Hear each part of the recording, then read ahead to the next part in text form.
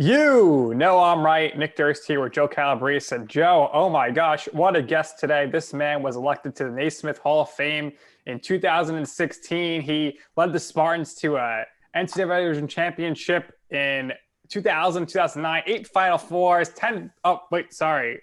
Wrong guy. We do have Tom Izzo on, though, Joe, just not the one that everyone thinks we're talking about. Yeah, well, you stole what I was going to say, but I wasn't going to go as detailed as that. But yeah, I mean, we've had a bunch of WFAN guys on here lately, and we're going to continue that trend. It's going to be a lot of fun.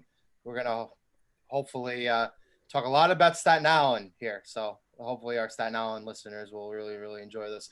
But without further ado, we bring on Mr. Tom Izzo. And no, he does not coach the Michigan State Spartans, but he does work at WFAN. And hopefully he becomes a really good friend of ours after we finish recording this.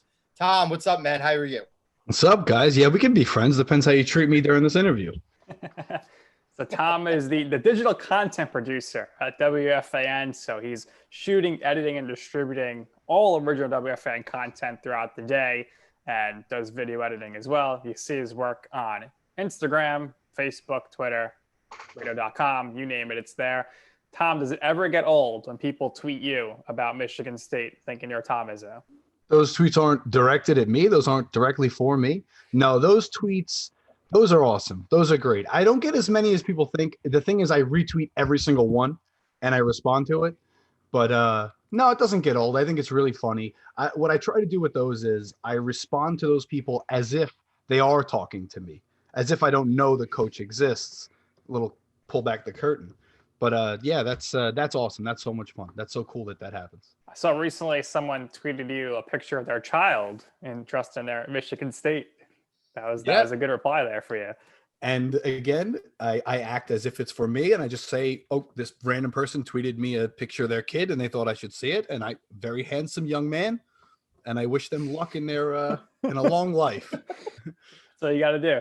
So Tom, just like Joe and I, you're a fellow Staten Islander. Where did you go to high school? Where did you go to college? And we'll start with you there. I went to high school, Tottenville High School. I was a Pirate, played football there, took a dental class for some reason. I had a fair, good high school experience. I enjoyed it. And then college, I was kind of 1 foot in, 1 foot out at College of Staten Island. So I'm real deal Staten Island. I've been to all the creeks and corners and crevices of Staten Island life. But yeah, I went to the College of Staten Island. And again, 1 foot in, 1 foot out. Was kind of involved in the radio station a little bit, not really, in and out. I was working at Applebee's. So I was very busy with work. But yeah, that's my post high school life, I guess. So when did you know that you wanted to pursue a career in sports? I always wanted to do something with radio. I always thought radio was really cool. I was listening to the radio growing up and stuff. And when I went to the College of Staten Island, I was kind of volunteering at the radio station. I wasn't doing shows or anything. I was just kind of helping out when I could. And then eventually I just kind of completely fell off with it.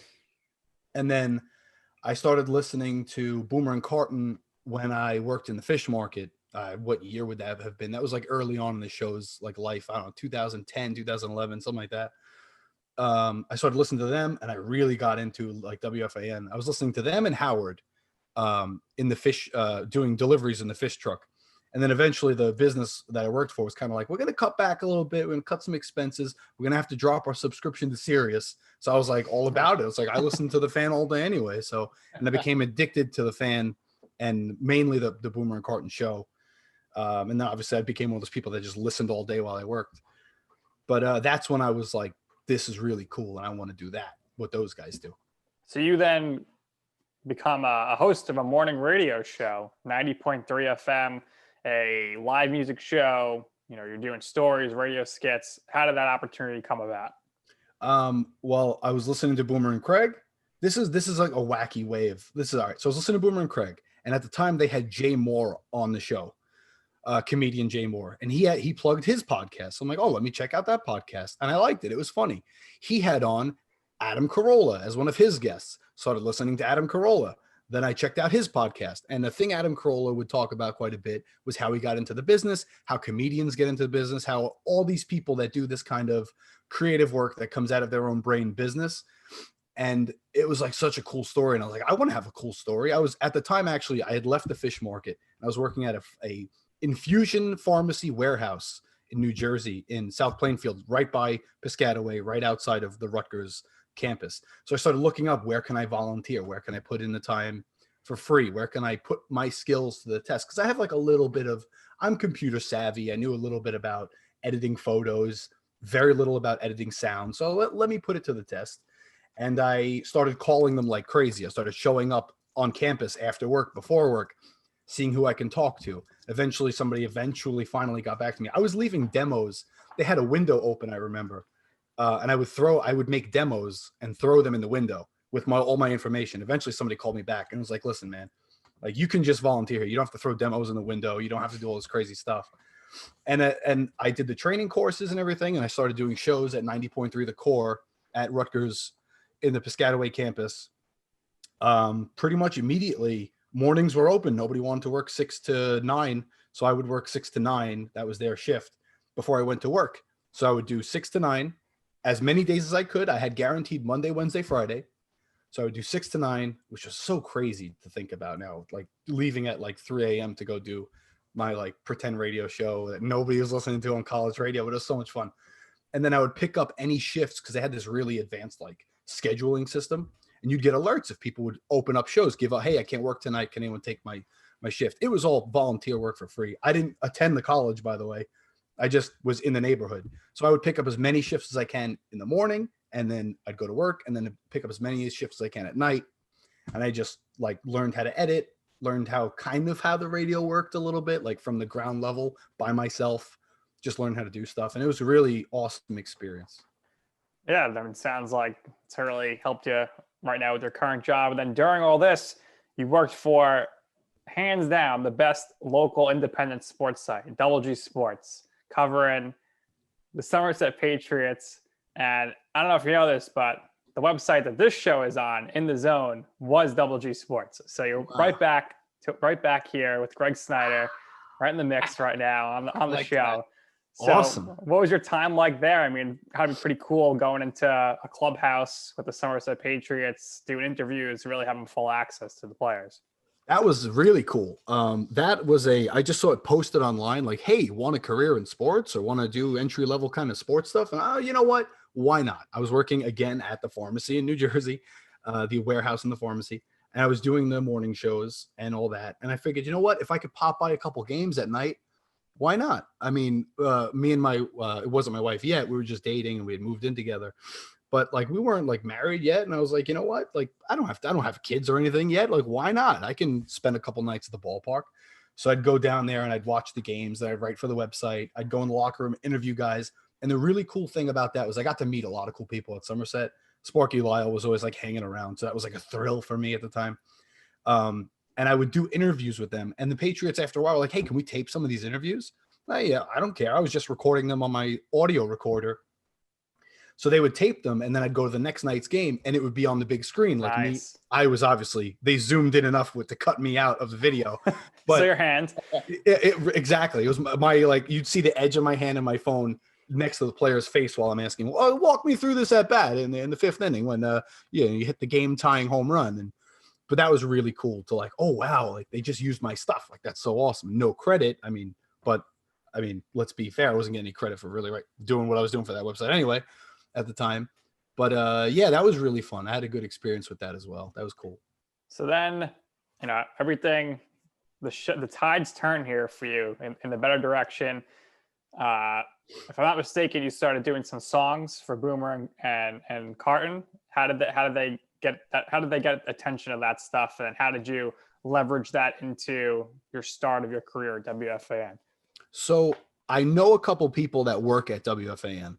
So I would send emails to them every now and then, like real life people that I know from Staten Island that maybe I'll introduce you to later. So I would have their email and I go, you know what? Al Duke's email can't be much different. So I started guessing. I sent emails to Al Hughes. I sent emails to Albert Dukes. I sent emails to any variation of his name. And Well, what I did first was it was during the Super Bowl in 2016, I think it was. And I was listening to the show, and I always love the nobody cares about hockey stuff because I kind of subscribe to that. Like, they're talking hockey, I don't really care that much. And generally, that was a funny bit that I really enjoyed. So I produced a bunch of songs, and I thought it'd be really funny. Instead of just playing that nobody cares about hockey drop that they play, which everyone loved, if I could pitch Al Dukes to drown Boomer out every time he brings up hockey, just drop this on him, drown him out, and just see if it works. And I parodied some songs by Justin Bieber. Too Late to Say Sorry. And what's that one? My mama don't like you. That one too. Joe's a big Bieber fan. He probably knows. Come on, Joe. Yeah, I don't Joe, remember. Come on, Come Joe. on, You you were remember. jamming out to that in play sports bar in Annandale many a times, probably. Joe Belieber. So I sent those, and Al really liked them. And he goes, "Well, we're at the Super Bowl right now, so I can't do much with it production wise, but." He said, when we get back, we're going to use them. So stay tuned, keep listen. So when they got back from the Super Bowl, right away, they start using them. And Craig knew about it, and he pitched it to Boomer oh, Justin Bieber's a fan of the show. He sent this in. And I don't know if Boomer bought that it was Justin Bieber or not. He acted like he thought it was. He may have been fooled by it, not 100%. But it was the craziest thing when they played it. When they played that, I couldn't believe it. I was ironing my pants to go to work. This is one of my days I didn't have the radio show. So it was like 7, 8 a.m. I was getting ready for work, ironing my pants. And I hear them play it. And I was like, oh my God, this is crazy. And they kept playing it and playing it and playing it. And then Al reached out. I was like, hey, you got any more? And I was like, yeah. So I didn't sleep for probably 3 weeks. All I did was stay up every single night. I would do the morning radio show. I'd go to work at the warehouse, do night radio shows, come home, sing songs about hockey. And I'd send them to Al Dukes until they had a healthy library, and they kept playing it, and he kept asking for them. And that's how the whole hockey song started. That's awesome. See, what's interesting is Nick has been looking to reach out to Al very, very recently, and he's been having some difficulties on his own. So I don't know if Nick was ever trying out the methods that you were. How do you think I got Tom on the show? I got his email address. You tried for Al, we got Tom, which is hey, we got Jerry, we got Evan, we got Moose, we got BT. So yeah, it'll get everyone. We're heading in the right direction here. I think that's really, really good. I think what's interesting about you is so I went to Marist. I graduated Marist. I studied communications there. Nick went to St. John's. Obviously, we both come from a very, very similar background for that, trying to break in. You talked about your experience. You went to CSI. You feel as if that time there didn't really help you. Kind of feels like you found your path a little bit of a different way later on. Do you think that kind of worked to your advantage a little bit? Because feels like the fan is kind of like the everyman station of New York. It's been a staple here for a really, really long time. Tell us about that. Were you persistent in going after or sending in continuous clips and stuff to Al? And then who did you move on to after Al? Who did you start to reach out to more and more after that really kind of brought you into the fan even more so? So the way I got in was unconventional. It was different. I'm very lucky that Al opened my email, that he listened to the file I sent him, and that it made sense, and it was good enough that they were like, you know what, this isn't a zero. Because by the way, I did send things to other shows. I sent something to Kevin and Bean, and Bean wrote back to me. I don't know if you guys are familiar with Kevin and Bean from California. They had the morning show out there for a long time at KROQ. I used to listen to them as well, using the app or whatever. But Bean wrote me back and just said, stop doing this. Don't do this anymore. I had some really bad sports character I pitched them, and he said, don't email me again. This was really bad. Stop doing this. So yeah, very lucky that Al opened the email. Very lucky that he liked what I did. And I do think it worked to my advantage. I guess it was really because I didn't go through the normal channels. Because if you go through the normal channels, you kind of have to be quiet and keep your head down and do the work they tell you to do. Like if you're an intern at WFAN, which I don't know what that's like. I'll tell you, I was there. Keep your head Oh, down. and Don't talk unless you're spoken to. exactly. It's, hey, we need you to cut tape. We need you to do this thing. And okay, if you have opinions, like, we're not going to open the microphone to you. That's not Right. how this It all works. depends on who you're talking to in the newsroom and who you're working with your shift there. But it's I mean it's you learn a lot of stuff, but it's not like you just go up to anybody and start having a conversation. It's more of like you got to speak when you're spoken to, because otherwise, I mean, my opinion always, like, if I'm not gonna go up to Boomer and just start talking to him about anything. But like, he's gonna be like, what are you talking to me for? Maybe not, but that's how you feel as an intern there. Yeah, I gotta say the talent at WFAN is very approachable. Everyone's Right. super cool. I mean, that's been my experience, and I had never really seen anyone be like, "Oh, I'm above you. I won't talk to you." I don't No. think that's realistic of those people, especially Boomer. Boomer's awesome. Like, he's so Yeah. he's so cool. Yeah, it seems like when you go in the normal way, you have to play by those rules. And I came in a very unconventional way. But the way I actually came in was I was sending those song parodies, and they liked them, and they kept playing them, and I became a part of the show, like a background fixture, which is like, for me, the dream come true. That was incredible. But I got hired at WFAN through the traffic department. So I was applying to the traffic department over and over and over again. And I interviewed for the same job. Had to be 4 times that I went there in a suit to get this entry level job that paid $29,000 a year. And they kept telling me, like, "Oh, we're hiring from within, but we'll keep you, keep your resume up. We're hiring from within. We found a guy in the company we really like, but we'll keep you on file." And eventually enough people filtered through that job because it paid so little that they called me it was like 2 days after I was on the show. So when I interviewed for the traffic job, the guy in charge of hiring at the time was like, he was like one of the big guys in the company. And he told me, "Listen, if we give you this job, we know you like it. We know you like the shows. We know you like WFAN. We know you're crazy. You like to do the radio stuff. Don't talk to the talent. Don't hassle the talent. Don't bother them. You shouldn't be hovering," which I didn't plan on doing. I was going to, just go do my thing. But then I didn't get the job 4 times in a row. And then they had me on as a guest because I was singing the hockey songs. So Al called me and said, "Hey, one day we'd like you to come in." Took a day off of work where I was working, went on the show as a guest, got to sing my hockey songs, had a wonderful time, met everybody. Then 2 days later, completely unrelated, that guy called me, didn't even know I was on the show. I guess he wasn't listening to Fan that day. Didn't know I was on the show, just offers me the job on the spot. And just like, "Hey, the last 2 people in a row that we hired left. So do you want the job?" And I said, "Yes, absolutely. I'll take it." He was like, "Well, I haven't told you the terms yet." And I told, to be honest, I don't really care what they are. I kind of know what they are. And he's like, "Well, you'll be pleased to hear we've upped the salary." Like, "Oh, from 29,000, what is it?" Like, 30. $31,000. I was like, Nice. "Oh, baby, let's go." So yeah, so I accepted, started working in traffic, and then I kept staying involved the same way I was before, because why would I stop? And one day I delivered the traffic log to Al Dukes, and he was like, "Why are you here? Why are you what is happening?" He didn't know I was hired. So that was really cool. That became like a funny thing that lasted a couple weeks. So yeah, WFAN is great in the fact that they're all about the listeners. They're the bloodline of the station. Even the Joe and Evans song was, I believe, submitted and created by a fan. So one of the most catchy songs in the history of WFAN. So I'm glad you touched on, going to give Al the traffic log. They were trying to tell you don't mingle with the talent, but I'm assuming once Al found out you're working there, you were able to start talking with Craig and Boomer and Jerry, and then that's how you started building your relationships there? Or did that take a little while longer until you progressed to your next roles? That took a while longer. Boomer didn't know who I was for like months.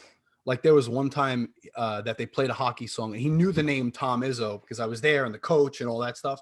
So he knew the name Tom Izzo, but they would play a hockey song, and he goes, and during the anti-hockey song, he would say something like, "I'm going to go down the hallway and punch that Tom Izzo in the face."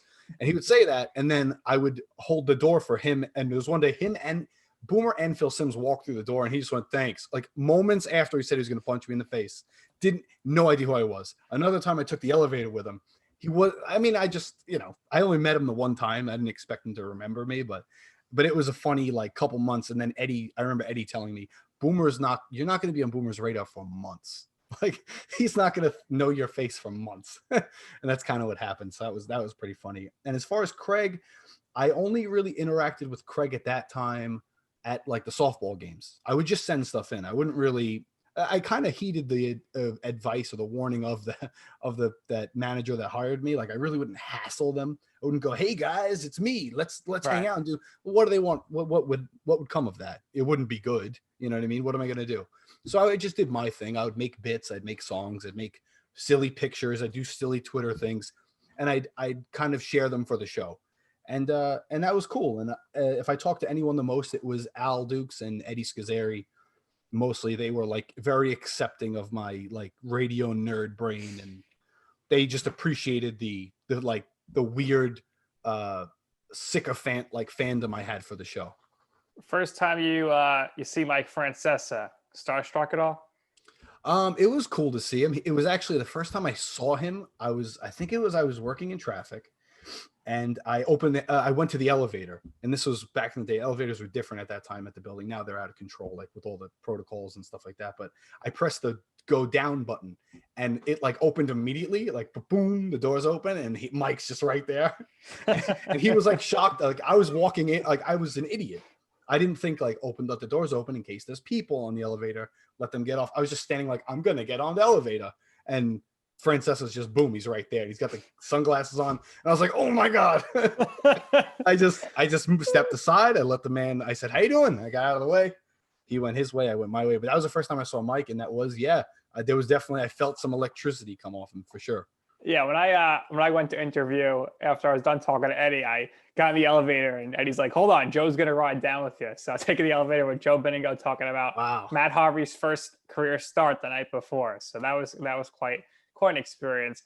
So traffic, you didn't last too long in that role. Luckily, you progressed. You become a continuity director for the other stations in the building. There's not just WFAN there. You have CBS FM, Fresh 92.3. So what was that role like? And were you sad at all to kind of not be working under the WFAN umbrella officially? You know what I like about this podcast you guys do? You do a lot of research, a lot of homework. You guys really must have dug through like LinkedIn or something, right? How'd you know that?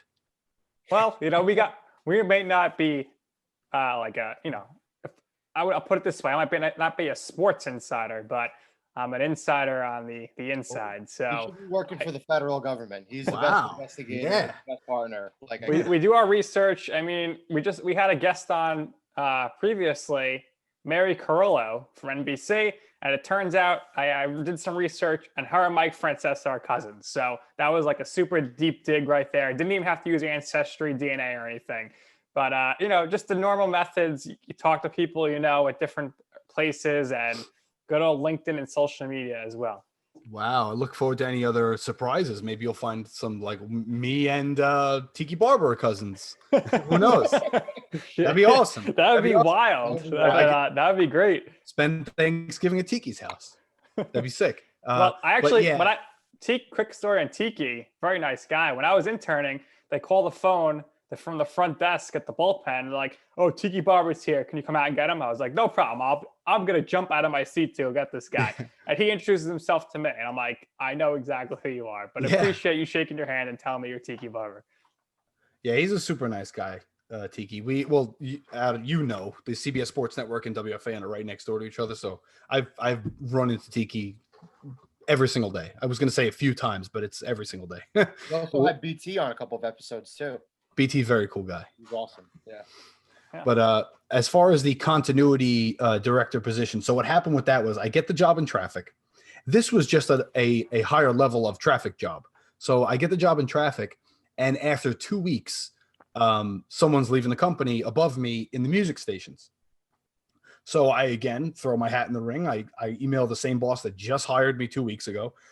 And I've been training to fill in for a continuity director because he was going to be on vacation for 2 weeks. A good buddy of mine, John Bogan, he's actually a WFN continuity person, Staten Island guy. So I kind of knew the job, and WFAN's by far the toughest traffic position. as far as just what would you call that? Volume. There's just so much that goes into it, so much more than any other station. So if I knew how to do fan, I could do anything. So I email that boss. I tell him, hey, I'd like to throw my hat in the ring. I know I've only been here for 2 weeks, but I'd love an opportunity. And so there is a guy ahead of me in line. He actually moves all his stuff upstairs. He's going to get the job, and I'm okay with it because I'm going to get his job. That's great. So we're going to get like a $4,000 raise. I'm so excited. This is going to be great. He goes up there for 1 day, and I don't know if he like made some trouble with the people in the music stations or what happened, but he came right back with all his computers and everything. He's like, I'm going to stay. I'm not going to take that job. So I email that boss, and I'm like, listen, I'm still here. And he goes, all right, you're the guy. So I get promoted twice that day. That was crazy. I guess that guy didn't get along with Brooklyn's own Joe Causey. It wasn't Joe Causey. That was, I think it was other office people that he stirred it up with a little bit. And some office. Joe Causey, another great Staten Islander. I used to take the X1 home with him at 12 o'clock in the morning from the studio. A lot of Staten Island guys running the show. Eddie Scazzari originally from Staten Island as well. That's right. So it's all about Staten Island, Joe. And we're gonna get to your current role soon, but we got to talk some Staten Island, right, Joe? We got to know some of your favorite spots. So right off the bat, Huguenot is the best spot for pizza as far as the area goes. You got Arden close by, Amboy, everything. So what's your best pizza place? Oh man, best pizza. Our favorite place to order pizza in Izzo home is Mona Lisa. We love Mona Lisa in Annandale. Love Mona Lisa, right by the train over there. Yeah. Outstanding round pie. If you're going round pie, Mona Lisa, that's the one. Sicilian, what are you thinking? I think you got to leave the area. Philamonte's pretty good, but you got to go with Brothers in Port Richmond. Oh, if we're talking just the whole island, oh man, yeah. Brothers is very good. For Sicilian though, okay. You know what I really like that popped up? The Square is very good. Square is good, yeah. Also in Annandale, very good. Very good. I also like Ciro's has a very good Sicilian as well. That's right by me, so that's always a go-to during the week for pizza. I'm a Great Kills guy, so I'm really biased to Nona's by the train station. Nona's, yes. I used to bring them fish. Yeah, right. Wow. I used to deliver fish to Nona's. I know Nona's very well. Look at you. Yeah. Everywhere.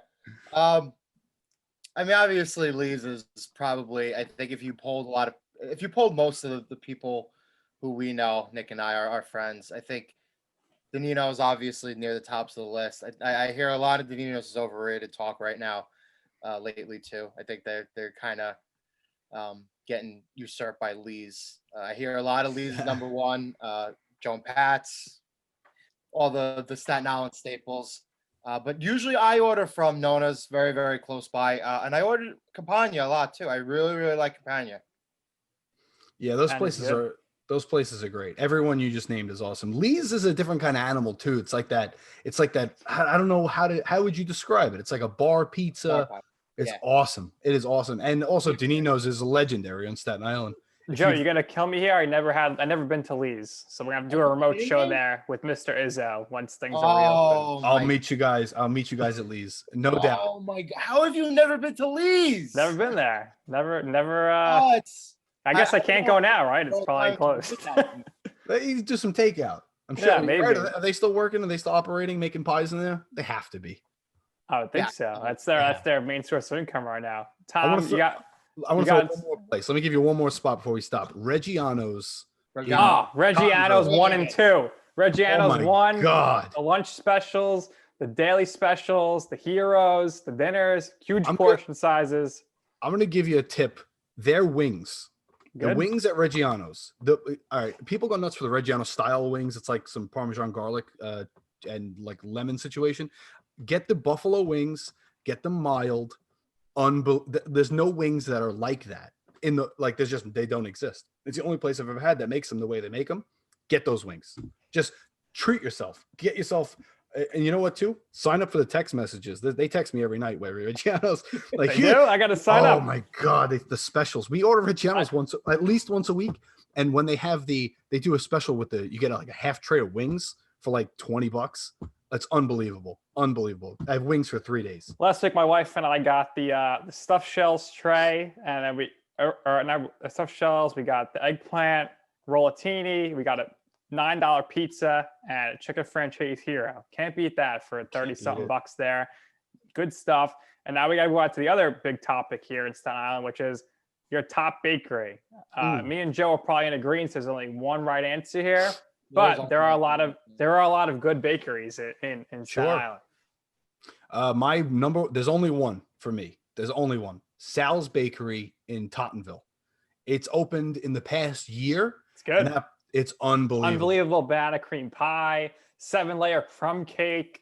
Very good. Crumb cake, I hear, is really freaking good. Very good. The donuts. The donuts are good. Insane.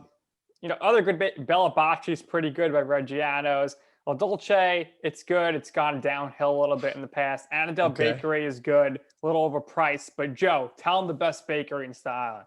Alfonso's. Okay. All right. I'm you got to get a St. Joseph pastry from Alfonso's.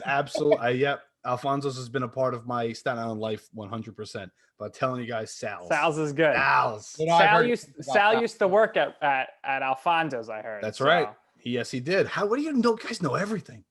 Listen, I'm just like an encyclopedia here of useless knowledge. He worked there, and his father worked there as well.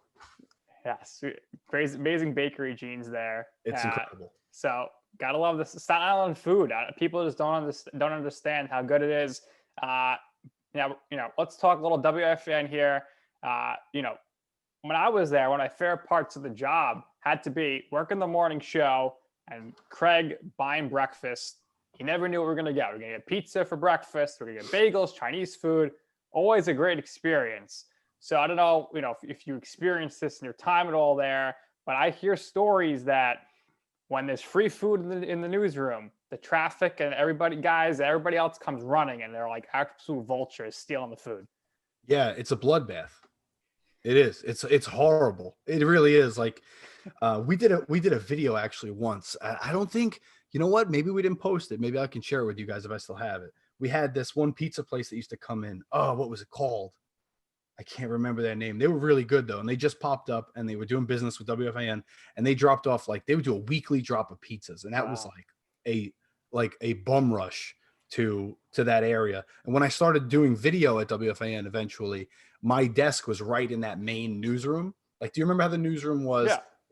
When we were interning, was it CBS Sports Network had that big room in there still or no? CBS. Well, when I was an intern at first, just went right into the left. That's where the newsroom was, where the studios were, and to the right at my end, I was actually there a little pre-CBS, but they were transitioning while I was there. So to the right was the CBS radio newsroom. Once you walk in the main door, and then straight ahead was Mike Frances's office. Now Boomer Carton's office. That's right. Yes, correct. So that CBS Sports Network area is gone. And it just my desk is there. So just you. When you first walk through the doors, that you're at my desk. Nice. I don't have a door or anything. I don't really have any walls. It's just my desk is there and all my garbage is piled up. So when food gets delivered, I'm early. I'm one of the first. They got to pass me to get to where to put the food down. So, they put it down. I saunter over. And right. One of my favorite deliveries, once I was working with Steve Summers, they sent ice cream sandwiches to him. I was like, wow, what a nice treat.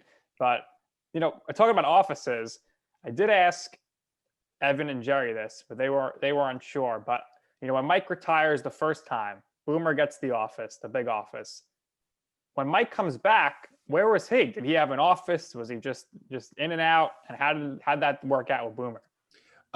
Okay. When there's actually a video, I see again. I don't know if we posted this. I'm not sure. You got to post it out. TBT, I'll tell you. But I'll tell Thursday. You. But yeah, you know what? That's not a bad idea. I'll tell you though. So when Mike, it has to be up. When Mike came back, we did that famous Mike walking through the WFAN doors video. That went crazy. Him and Steve Summers reuniting. That was a big one. Okay.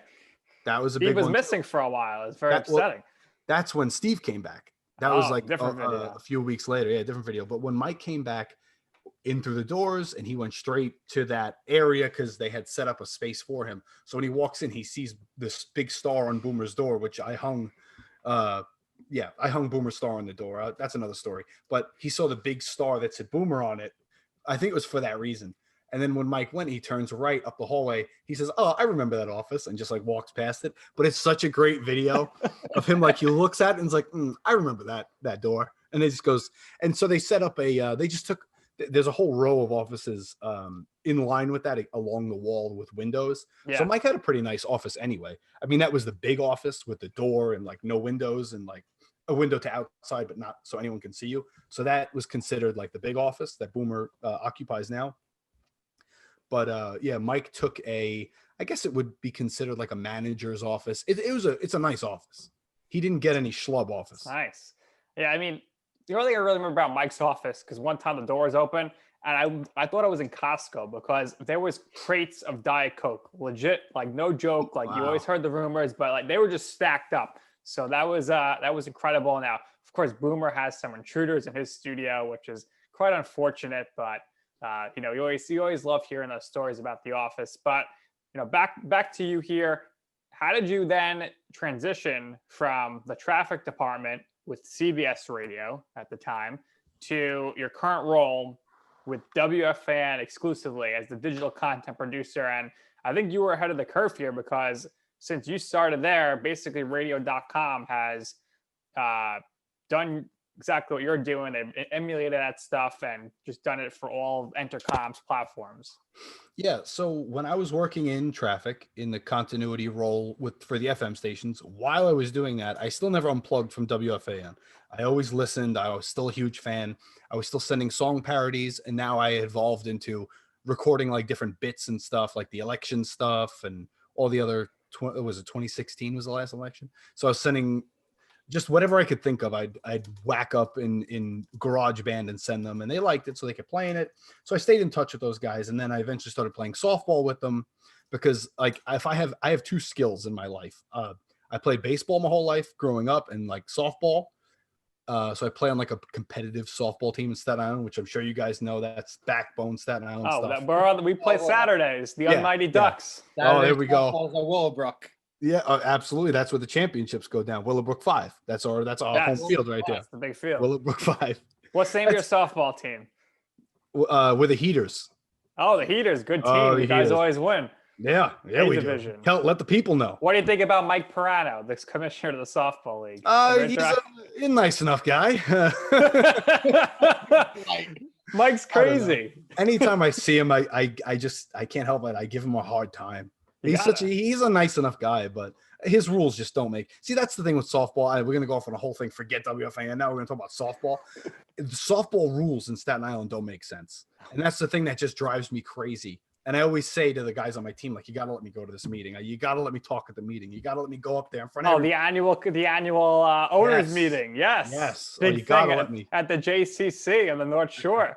The annual owners meeting. I need to go up there and contest all the rules in front of all the teams, but. Yeah, softball, that's backbone Staten Island stuff. Pizza and softball and pastries. That's what we do. Staten Island does that. What were we talking about? Talking about how you ended up getting your current role at WFAN. Okay, yeah. So I stayed in touch with the show and everything, doing stuff, and I played softball with them. And then while I was playing softball, I started tweeting stuff like during the games and taking video. And there was definitely an audience for it. Like it was gaining traction because the morning show would share it. And I was doing stuff that honestly, like, why isn't someone covering the softball game? There's celebrities, there's athletes. It's such a cool thing. And it's awesome that it's like, oh, we're at the Brooklyn Cyclone Stadium and the crowd comes out to watch. But it's just, it should be bigger than this. I mean, like we should share this to the world, to social media. So I started putting out videos of that. And when they had their 10-year anniversary, this was I had this idea, you know what? I'm going to film everything on my phone. And I'm going to learn how to edit video, and I'm going to put out a recap because people who couldn't come to the 10-year anniversary, which you couldn't really go to unless you got there super early because the line was all the way through the whole Borgata. So I got there. I had somewhat special access. I remember actually the funny story. Some of the people at WFAN, the executives, had set, they were deep in this, setting it up, and there's a special list of people. So Eddie put me on the list. I'm like, Izzo should be here. He's like a quasi part of the show. So he's like, I'm like the fifth Beatle or something, or I'm like it was like Boomer, Craig, Al, Jerry, Eddie, and Bobby, and okay, if there's room, put Izzo in there too. That's how it was. So that was super cool. So the executives saw the list of people, and it looked like a lot of young salespeople and young like office folk were throwing their name on this list somehow. Right. So they started scratching people off this list left and right. And they called me to tell me, like, listen, you were on this list. We don't know who put you on it. We had to take you off. And I was like, all right, I understand. If there's no room, I totally get it. I called Eddie and I was like, listen, Eddie, I might still come because I want to film stuff, but like they took me off the list. And Eddie was enraged. Eddie started like, you know what? I'm gonna make some phone calls. And Eddie started making phone calls. I got a call back from that same executive, and it was like, we're so sorry. We didn't realize how important you were. I was like, what? Important I am? And they knew I was in traffic. They're like, this kid schedules commercials for, CBS FM. Why is he on this list? He's just mooching. But Eddie saved the day, man. So Eddie got me back on that list, got me into the Borgata as VIP. So I was able to follow the guys around, film everything. I did some red carpet interviews with fans outside, and I filmed a whole bunch of stuff in there. So I whacked up this whole video that night. I did not go to sleep. I was with my wife. She was my cameraman. We drove home, and I told her, like, listen, like, that was so awesome. You did all this for me. We had an awesome time, too. It was a great party and everything. But like, you go to bed, I'm going to stay up and edit this video and put it out tomorrow morning for anyone who wasn't able to go. So I put it out in the morning. It gets a ton of views early, like, and from my account, like, ton of views at that time was like 10,000 views, was like massive. So we put out this video, gets a really good reaction, and a few weeks go by, and I'm starting to dabble in the video world a little bit. I'm starting to like do animated stuff. I'm screwing around, learning how to edit video. I downloaded a $60 program. It was a one-time fee, $60. It was actually a free program, but they had a watermark on it. So to get the watermark off, $60. It was called Wondershare by Phil Mora. That was the company. It was, I believe the app was actually called Phil Mora. I downloaded it on my my PC at the time and just edited this video. Very simple. So if you want to learn to edit video and stuff, that's a really great one to start with. So I edit this video, and a few weeks later, I get some attention from a salesperson.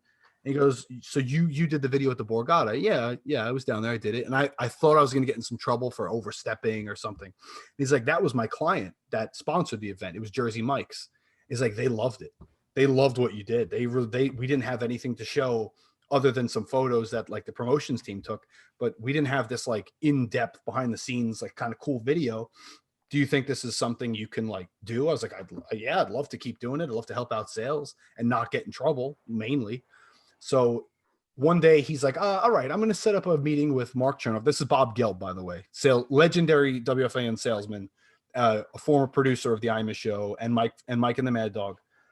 His son's on CBS Sports Radio, right? Yes, soon to be legend Zach Gelb is on CBS Sports Network every evening.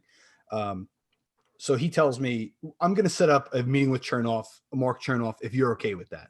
And I was like, yeah, I don't know, man. I don't know if that's a good idea, because I was also kind of trying to avoid Mark in the hallways at all costs, because I'm like, I kind of don't want to be found out that I'm doing all this like production stuff and giving it to the guys and they're putting it on the air.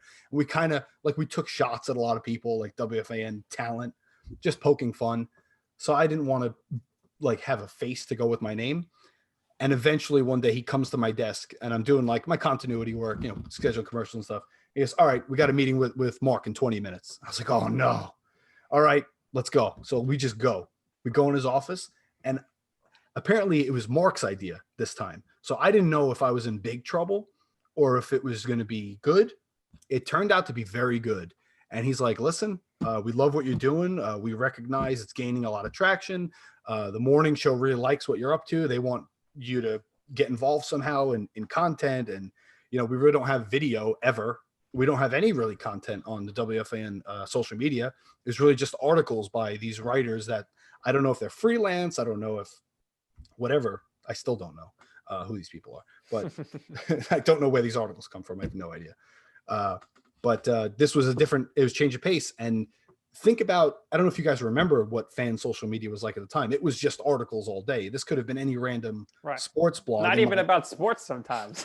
well, that's the thing. Yeah, no. And I remember Craig would go on and say, why isn't there clips of our show being put out throughout the day? And I was sitting there like, he's right. Like, I'm here doing all the crap that I do, and I put it on my account and they share it. But why isn't like the company like really putting a motor behind their like, you know, the workhorse right now? Like, get these clips out. They're funny. It's great stuff. You want to promote the show.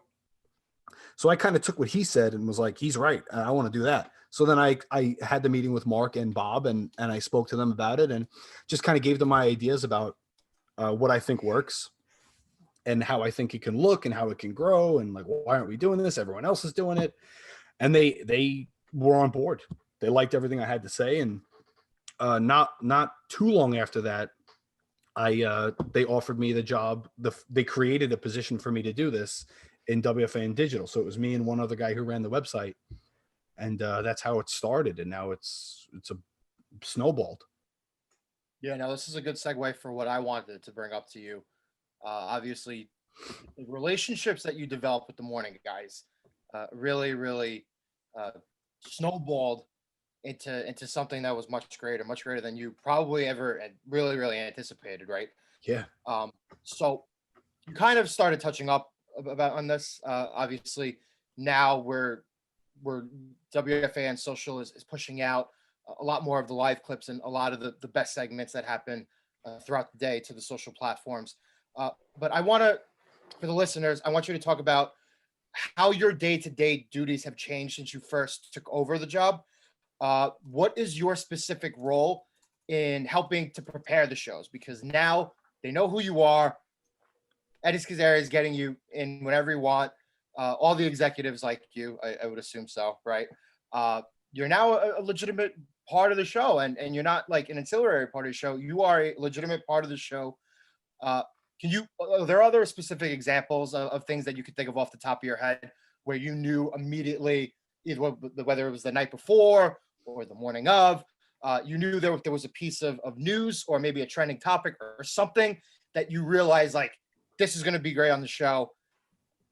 All my input is going to be here. And it, you know, do you have any specific examples of that you could share?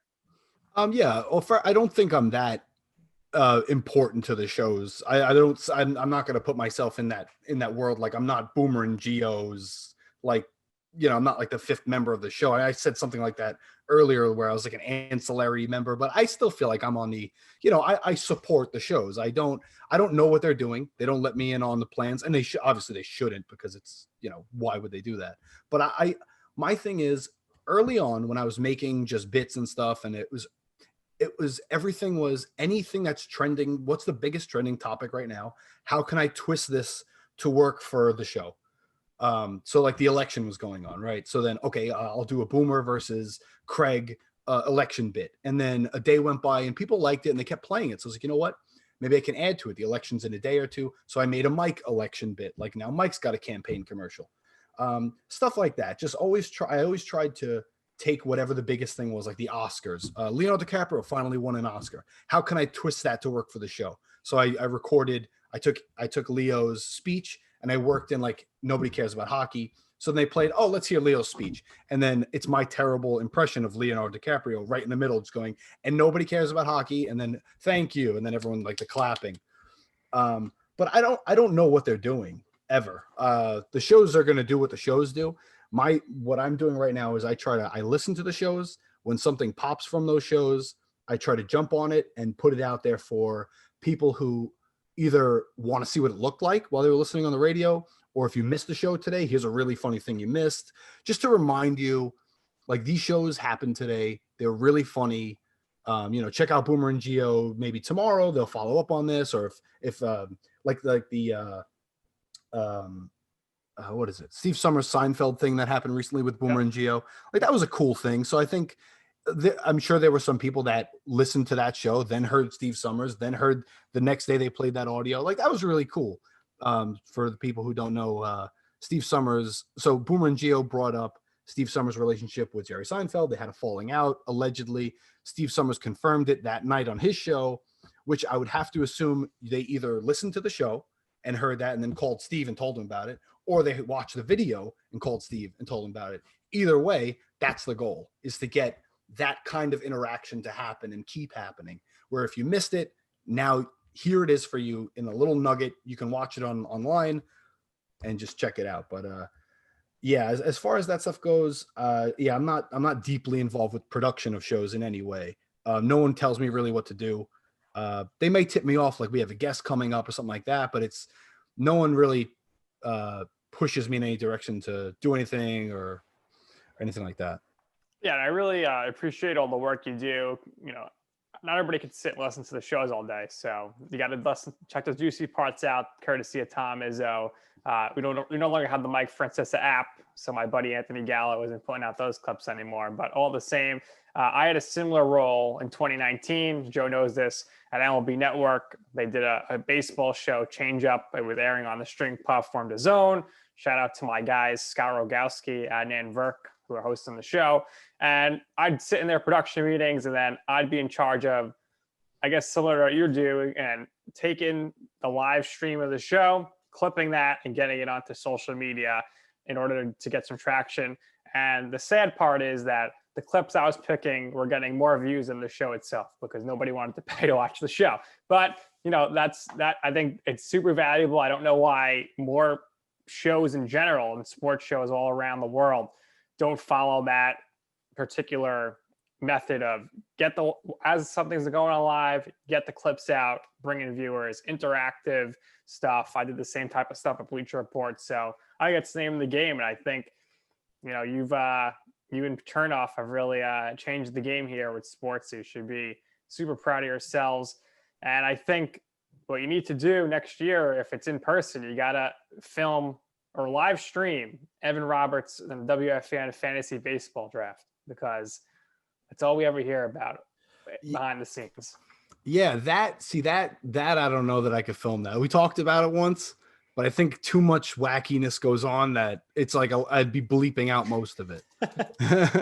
Yes, I don't know if I'll ever be able to film that, but it's been talked about. We have pitched it before. Evan actually came to me when I first started doing video, and he's like, "Yeah, they're telling me you might want to film this thing. Is this something you want to do?" And I was open to it, sure. But it's so not that big a topic. And everyone says no one cares about your fantasy team but you. That's kind of true. Right. But I do feel like if there was a public WFAN fantasy league that people could monitor, I think that would be kind of interesting. I had that idea way back before I even got the job to post everything on Instagram, like the matchups and, right. and the team names would obviously be having to correspond to the talent, have it be talent only, or people that the listeners would know. And right. then, but would they really care? I don't know. That's something we'd have to check out. But I mean, there's always the content. We'll see if that cracks the air with Carton, because Evan used to always talk fantasy sports with Joe. I don't know if Craig's going to be receptive to that, but it's always fun to hear. Evan was on our show, and he was a great guest, so appreciate his knowledge as well. Now, when you are given the task, or maybe you can't be a deal like, hey, Mike's coming back today, I'm going to go meet him in the lobby and start filming him. Or same thing with Carton. Are they told about that ahead of time, or you're just there as soon as they walk in and you're ready to hit record and start filming them? Mike didn't know I was going to be. I don't think. Well, so what happened was, the rumblings of me getting the new job started as Mike was leaving, as he retired. Was it December 15th of 16 or 17? 17. So I wasn't hired to do content yet, but I was still passing off some stuff to WFAN.com. I was helping out, putting out a couple videos, but it wasn't my job. So I didn't interact with Mike very much at all. Then when Mike had left, I was hired in February. He left in December. I was hired in February. Then he came back. Was it March or April? He came back, maybe May. I don't remember. It might have been May. He came back in May. So he didn't know that there was his time at WFAN. There was never a guy walking around with a camera. That wasn't a thing. So then they hired me. Then he came back, and I'm waiting outside the building with a camera with, someone from FAN to let him back into the building. And for Julio to pull up. Julio pulled up. Immediately I had the camera, and then they told me, put that camera away right now. That's the first thing they told me, was put that down. because obviously Mike did not know I was going to be filming. Mike didn't know who I was. He didn't consent to any of this. He didn't know I worked for the station. I'd never met him. And then eventually I get introduced to Mike. Hey, Mike, I'll be following you around pretty much the whole day, just documenting stuff. So he may have thought I worked for a newspaper. I didn't tell him I worked for TMZ. TMZ Sports. Yeah, that's I should have introduced myself. So it's not Mike's fault. But I followed him around that whole day, and it was a little. I mean, I like to get intrusive with the camera. I like to get too much footage to the point where even today, Craig told me, "Why are you still filming?" Look, because I don't want to miss anything. I can always delete footage. I can't if I turn the camera off and then a snake jumps out of the box you're opening. I'm gonna have missed that. I never turn the camera off. So, but Craig, I had a good enough relationship with Craig that when he came back, he fully expected me, and it was well known I was going to be like following him around all day, waiting for him outside, following him to the coffee place, following him to his office, and just being a pain in the ass. So it was two different worlds completely. Mike may have told me to go away or like turn that thing off. Like, I mean, he wasn't mean to me ever, but he did tell me to like, shut that thing off. Hey, get lost with that camera, would you? A handful of times that day. So I mean, he was very cool with me though when he came back. I never really had like an issue with him that day. We hear amazing stories about Craigie. I'm sure the energy in the building is skyrocketed since he came back. I hear a lot of great things about the show. I know a lot of people who are listening to the show, again, listening to that time spot, and think the show's awesome. So God's going to continue to do what you do there. But your life is consumed with WFAN. Before you mentioned when you were younger, you listened to Howard Stern in the morning a lot. So when you get some time away, what are other things that you like listening to? What are other types of content that you like to consume? I don't know. I was just I got you. I understand the question. So, the stuff I like to listen to, I like Barstool a lot. I like Pardon My Take. I like KFC Radio. I like Mail Time. I'm a fan of what those guys do. The Dave Portnoy show is very good. Just because they figured out the formula, and I'm a fan of the work those guys do for sure. Lately though, like if you check my like Spotify, what I've been listening to lately, I've been listening to nothing but Joe Rogan talking to alien experts about how aliens definitely exist. Joe's a big Joe Rogan guy. They're definitely here.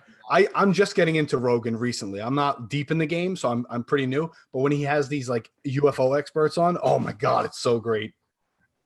Yeah, I love it. Had them on a lot recently. There are a lot of great ones. If you're a comedy guy, the ones that I would recommend are obviously guys like Bill Burr. I think he's outstanding. I'm a huge fan of Tim Dillon. I think he's tremendous too. Unbelievably funny. I think his best episodes are always the ones that he has on with his comedian buddies. I think he's got the best rapport with them. He's another guy that I see a lot of criticism too now. A lot of people are giving Rogan some hate, just I guess for being the everyday guy. Yeah, but I agree with you. I think he's awesome.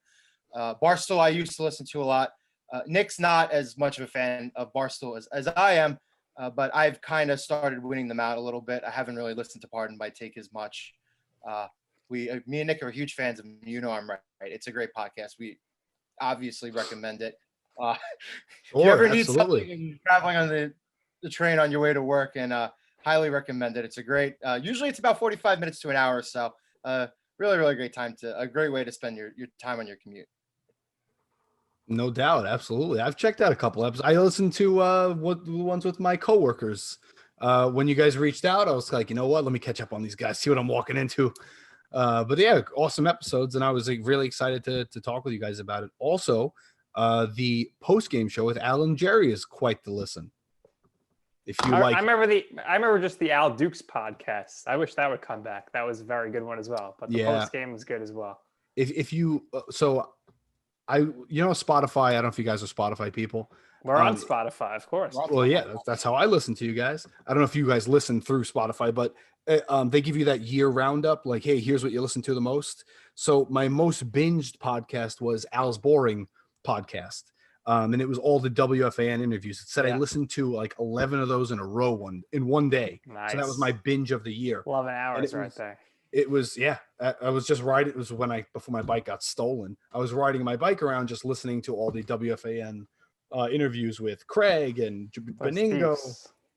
Summers, Chris Carlin. They were awesome, just awesome interviews. And if you listen to them now, there's a lot of good stuff that points to, hey, 5 years from now, who knows what's going to happen? And Right. coincidentally, those interviews are about 5 years old now. So it's really cool to listen to those. I can't believe somebody stole your bike. Did they steal it in Staten Island or was it in Manhattan? Staten Island, they came right in the. You know what? It's partly my fault because I used to just hide it under the porch in the backyard, and I didn't chain it up. Wow. Yeah, Unbelievable. Sad story. Yeah, Al's was a good bike. podcast, now you're looking back on it, kind of like a historical archive, really. You know, like Yes. eventually those episodes are going to probably be in the Library of Congress soon, with everything that's happened at the fan the last couple of years, all the changing that's been done, all the new shows that have been created, all the shows that have been stopped. It's really, really wild if you think about it. Yeah, see that the underrated thing about Al's Boring podcast and the Al and Jerry post game show is if gossip is happening at WFAN, you're not going to hear about it on the air for whatever reason. You're not going to see it on Twitter. You're not going to see anyone commenting on it. But if you listen to Al and Jerry's podcast, most of the time they will bring it up and they will be completely honest. And when there was rumblings of Craig coming back, Al would go on that podcast and say, I spoke to Craig this morning. He doesn't, he has some offers on the table. But that's like really cool, deep inside stuff. When Mike left, they talked about that. When Mike came back, they talked about that. When CMB was being shifted around and moving time slots, they will talk about stuff like as honestly as they can, and it's a really good stuff. So if you're a WFAN listener, that's a gem for sure to get the scoop on some behind the scenes stuff as it's happening. They usually will touch on the hot stuff. Yeah, Nick and I had Tierney on a couple podcasts ago, and he told us a really, really good story that we're not going to spoil here, but it was very, very Sopranos-esque, and it involves Mike, and it involves a Queen's Diner. So It's a very inside WFAN. Chernoff, Wow. Francesa, and Tierney go to a diner in Queens. Wow, that sounds like there's going to be a joke. Like so It's no Francesa, joke. Chernoff, and Tierney go into a diner. It's one of those. it Right. was actually I look a forward really to it. incredible story that nobody had ever heard before. So we were very, very lucky to have that, and we were lucky to have you, Tom. This was really, really great. 3 Staten Island guys shooting the shit. Had a really great time. We really appreciate everything you do.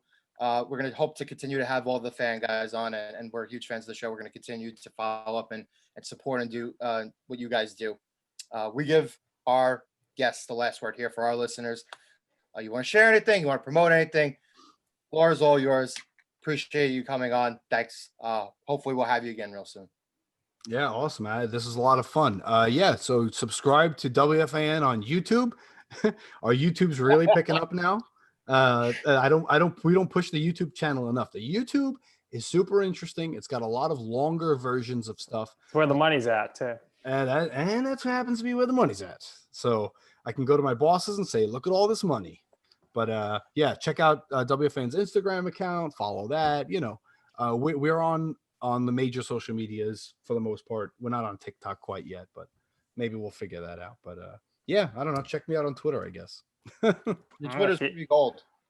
There Was was that? a story about Craigie, I guess, buying hot dogs before, or giving you guys hot dogs. That sounds pretty fun. Yeah, we had to push back this interview because Craig walked in with a giant box of hot dogs in a cooler, and he's like, "I'm going to do something with these hot dogs." I was like, "All right, I guess I better go get the camera." So then I just got the camera, and they did what they did. Listen to the show. You'll You figure never know what's going to happen at WFN. That's what we like, and Tom's there to capture it all. And if you ever need a guy for Instagram Reels, I'm your guy for that. But make sure you, of course, are checking Tom out on all those platforms.